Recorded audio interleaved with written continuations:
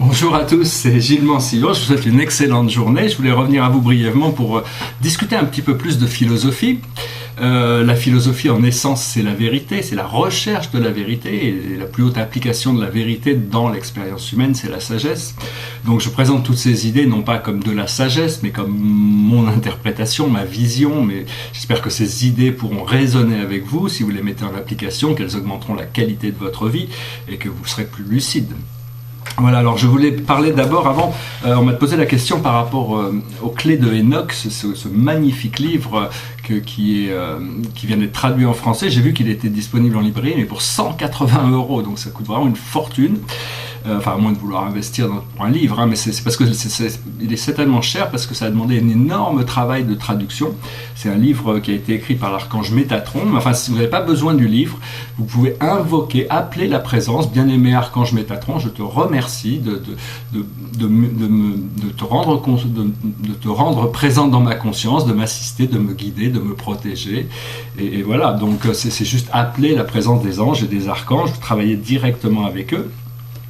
Un autre important aspect de la philosophie que je voulais révéler, c'est quelque chose qui était révélé dans le livre d'Urantia, c'est que toute la philosophie de notre super univers, c'est-à-dire les 100 000 univers locaux à quels on appartient, est guidée par une philosophie unique qui est « il faut attendre pour évoluer et en attendant, nous évoluons ». Ou il faut attendre pour ascensionner et en attendant, nous ascensionnons. Donc tout ça, c'est un grand concept philosophique. Et aussi, bon, je voulais aussi dire pour ceux qui cherchent un peu, qui pourraient s'intéresser à la philosophie transcendantale du non-être.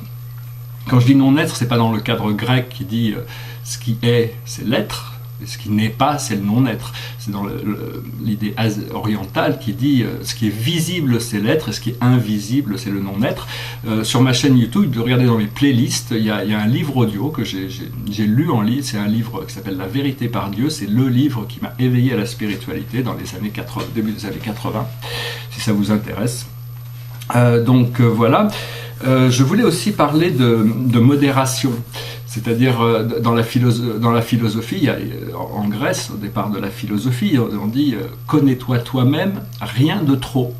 C'est-à-dire que, qui ne sommes-nous? Connais-toi toi-même, nous sommes un. Tout ce qui est plus que un est illusion.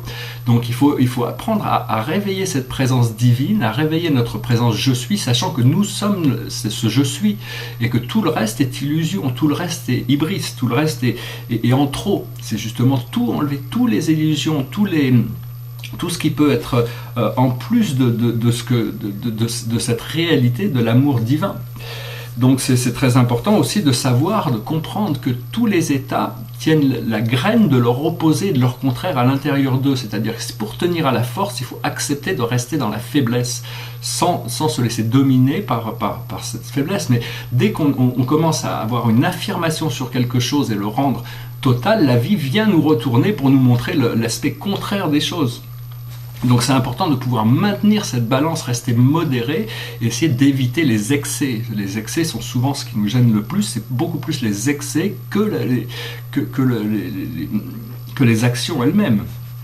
Donc voilà, c'est important de garder l'harmonie, d'essayer de rester en harmonie, de rester neutre le plus possible pour pouvoir garder sa paix d'esprit et développer sa sérénité.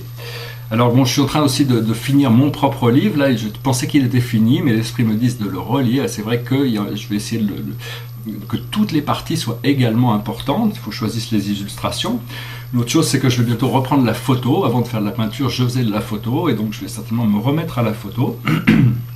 Je voulais aussi dire que je viens de finir le livre de la République de Platon, qui est un livre extraordinaire. On y reviendra, il y a beaucoup de sagesse qu'on doit pouvoir utiliser pour améliorer la qualité de vie des gens d'aujourd'hui, bien que certaines choses soient un peu désuètes par rapport à leur société, mais enfin beaucoup de choses restent assez actuelles. Je voulais aussi dire que quand je recherche tous ces livres de littérature, c'est pas forcément parce que je recherche une sagesse, j'ai déjà une sagesse intuitive qui est en moi, et que je suis moment par moment, mais c'est important pour moi de connaître toutes ces choses qui ont été étudiées, exprimées par le passé, comme ça si les gens dans un discours m'interroge sur certaines choses, je peux savoir de quoi exactement ils parlent, pouvoir les aider par rapport à des compréhensions qui ont déjà été intégrées à l'intérieur de l'ensemble de la littérature. Je viens de lire quelques essais de Michel de Montaigne, qui est une œuvre monumentale avec des centaines d'essais, j'en ai lu peut-être 5 ou 6, mais quelle érudition, quelle culture, quelle beauté, quelle finesse, c'est vraiment absolument merveilleux, c'est un auteur merveilleux. Enfin, moi je me suis vraiment... Et il défend les idées de Plutarque et de Sénèque, qui sont les deux grands philosophes qui était un petit peu, qu'on attaquait un petit peu pendant son temps, mais qui les défend, et je crois qu'il a vraiment raison de les défendre, parce que c'est vraiment des gens très vertueux, très intelligents, très sages. Par rapport à la poésie, c'est tellement immense, il y a tellement de grands poètes, il y en a dans tous les pays, dans toutes les langues, c'est inépuisable, il faut aller voir par rapport à chacun ce qu'il préfère. Bien sûr, on va commencer par les plus anciens grands textes de poésie sont Homère et Hésiode, les deux grands textes latins qui est le fondement de l'histoire mythologique grecque. Personnellement, j'adore Dante Alighieri, la comédie divine, je trouve que c'est un chef-d'œuvre de poésie. J'adore Shakespeare, j'ai un coffret d'une trentaine de ses pièces les plus incroyables, les meilleures pièces. Bon, de temps en temps, je les fais, je mets des sous-titres anglais, parce que bon, sinon je suis obligé de les faire 2 ou 3 fois pour comprendre, mais Shakespeare était un pseudonyme, William Shakespeare, Will.i.am, la volonté je suis, Shakespeare, de secouer la lance. Donc c'est le comte de Saint-Germain qui a choisi cette dernière incarnation pour confronter toute l'expérience humaine avant de choisir de devenir la flamme violette, la flamme des transformations. Enfin, c'est pour ceux qui peuvent accepter ces choses. C'est vraiment, enfin, Shakespeare est vraiment un auteur très profond, avec énormément de codes enfin, c'est en anglais, je ne sais pas comment c'est traduit en français. Sinon, bon, j'ai toujours été grand fanatique, mais j'ai toujours adoré Charles Baudelaire. Les Fleurs du Mal, pour moi, c'était vraiment un chef-d'œuvre de poésie. J'adore Rimbaud aussi. Rimbaud est vraiment incroyable. Enfin, moi, j'aime beaucoup Rimbaud. Là, au niveau poétique, je suis en train de voir Musset. Enfin bon, il y a plein de choses. Je suis aussi en train d'étudier, de lire un grand texte du Moyen-Âge qui s'appelle le Coran. C'est un texte qui est très difficile à lire et très difficile à comprendre, parce qu'il y a énormément de sagesse absolue dedans, mais il y a aussi des choses qui s'adressent aux hommes du Moyen-Âge, aux tribus du désert, pendant le Moyen-Âge. Et donc, il y a des choses qui sont encore valides aujourd'hui, et d'autres choses qui ne le sont plus. Mais bon, c'est un texte merveilleux, avec énormément de sagesse, qui n'est pas forcément facile à comprendre. J'y vais tout doucement, et j'essaye de m'éduquer au fur et à mesure. Je voulais dire par rapport, il y a toutes sortes de rêves aussi qui commencent à se développer. Enfin, le monde du rêve devient de plus en plus important, et bien écouter ses rêves. Moi, souvent, au milieu de la nuit, on me réveille, pouf, avec un rêve, et après ça me prend 1 heure pour m'endormir. Mais avec des idées assez bizarres. Le jour, je me suis réveillé avec l'idée, et nous l'avons appelé Hésiode. Quelques jours après, je me suis réveillé avec une phrase dans la tête qui dit « Quelle doit être la longueur de l'épée d'Homère ?» C'est des choses que je n'ai pas encore vraiment complètement intégrées ou assimilées. Puis il y a plein de rêves très personnels, bon, je ne vais pas trop en parler. Mais bon, voilà, je voulais juste venir à vous pour compléter un petit peu ce message sur la philosophie. Enfin, mes idées sur la philosophie. Je voulais aussi donner quelques recommandations pour la santé morale et physique. Bon, c'est pas non plus de la sagesse, ce sont juste mes idées, des idées, si elles vous paraissent un peu assez justes, essayez de les mettre en pratique. Mais bon, déjà, c'est faire du sport régulièrement pour entretenir son corps physique, garder une bonne hygiène de vie, c'est évident, boire beaucoup d'eau. Éviter tous les métaux lourds et les métaux souples, le fluor, l'aluminium, le mercure, le plomb, toutes ces choses. Essayez de prendre un dentifrice qui n'a pas toutes ces choses-là, parce qu'ils ne sont pas encore conscients du danger que ces produits représentent.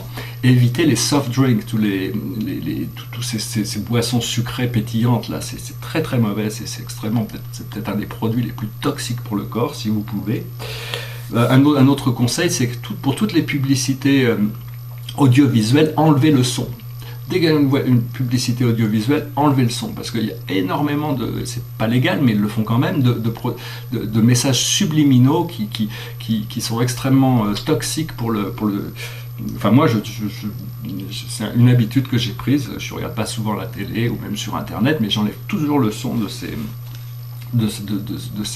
messages. Une autre chose, c'est que il est généralement pas très bon de jeter. Il ne faut pas jeter du sel. Si vous avez trop de sel dans la main, vous ne voulez pas le mettre, mettez-le dans votre poche. Ne perdez pas du sel, ne jetez pas du sel.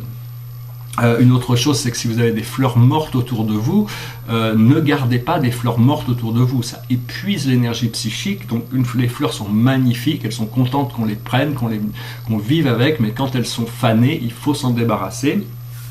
Voilà. Et sinon, concentrez-vous sur la paix, la joie, l'harmonie, le bien-être, la créativité. Essayez au maximum de suivre votre cœur qui au-delà de l'illusion, cherche vraiment à nous faire découvrir l'amour. Voilà, donc je vais tirer une carte pour la journée. Et puis... je vais chanter une chanson. La carte de la journée, c'est l'aventure. Il faut se lancer dans l'aventure. Il ne faut pas avoir peur de l'aventure.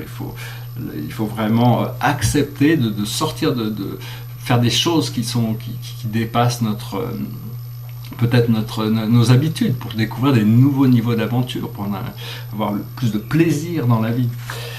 Alors on m'a demandé de chanter des chansons en français, et donc c'est très, très difficile parce que je ne connais pas de chansons en français qui pourraient illustrer les contextes spirituels de je parle. Toutes les chansons que j'ai chantées en anglais, pour ceux qui comprennent l'anglais, correspondent à illustrer le message que j'essaie de procurer. Et donc en recherchant dans les tiroirs de ma mémoire pour utiliser une phrase de Dante, j'ai dû peut-être essayer de trouver, c'est pas vraiment ce que je recherche, mais bon, donc j'ai essayé de trouver quelques chansons qui pourraient être chantées en français, mais bon, peut-être que ça va m'inspirer à écrire des chansons spirituelles en français plus tard. Bon, celle-là, c'est une chanson que je choisis de chanter aujourd'hui, c'est une chanson de Michel Polnareff, qui s'appelle « On ira tous au paradis ». On ira tous au paradis, même moi, qu'on soit béni ou qu'on soit maudit, on ira. Toutes les bonnes sœurs et tous les voleurs, toutes les brebis et tous les bandits, on ira tous au paradis.